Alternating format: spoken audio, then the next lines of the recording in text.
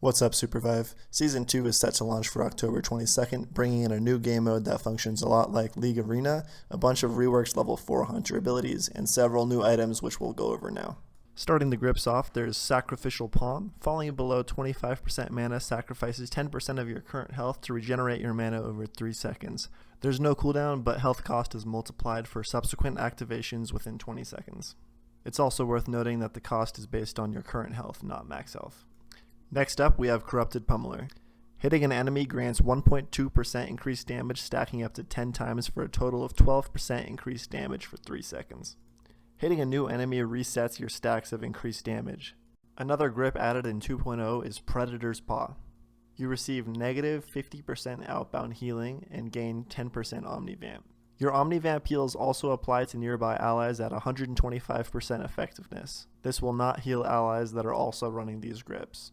The tooltip says this is an active cast ability, however currently the effect is passive and always active. Finishing off the grips, we have the Booper, with a very simple 20% increased boop strength.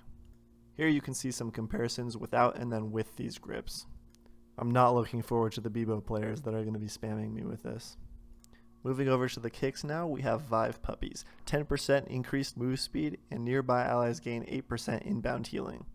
They also gain a very underwhelming move speed buff.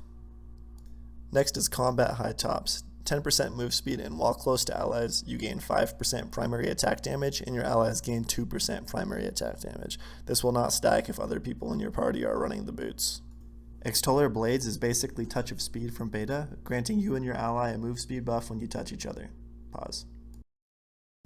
Moving on to Relics, Abyss Specialist is back with a 10-second cooldown, granting you 23% dash haste and resetting the cooldown of your dash when used over the Abyss. Magnetic Vacuum is also back for the first time since beta, granting 15% inbound healing and 10% max HP.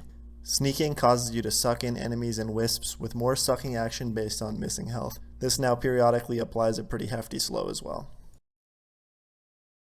Guardian Archangel, also known as Red GA, is back, granting 10% inbound healing. If you only played 1.0, this is essentially 3-star Guardian Angel that drops on death. Walking over an allied death box applies a persistent resurrection effect, which is cancelled if an enemy walks over the box.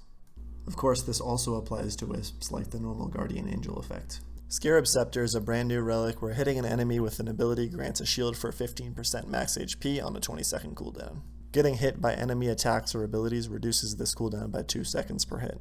Fervent Songbow. On a 30-second cooldown, activate to target an enemy for 8 seconds. You deal 20% increased damage to your target, but take 10% increased damage from their team. Killing your target while the effect is active resets the cooldown of this relic. Emergency Bubble. On a 40-second cooldown, if your HP is below 50%, taking damage detonates a bubble that shields you plus damages and impulses away nearby enemies. Finally, my personal favorite addition, Cloud Strike. On a 30-second cooldown, activate to launch yourself into the air. Reactivate to slam downwards, damaging and blasting away enemies. The higher you are when you reactivate, the bigger the explosion radius, boop effect, and damage. This will stun enemies that you knock into a wall.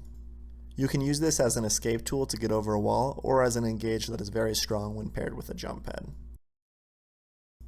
Here is the knockback versus a bot while paired with the Booper grips. The Nuke Box is a new perk that generates a tactical nuke every 120 seconds.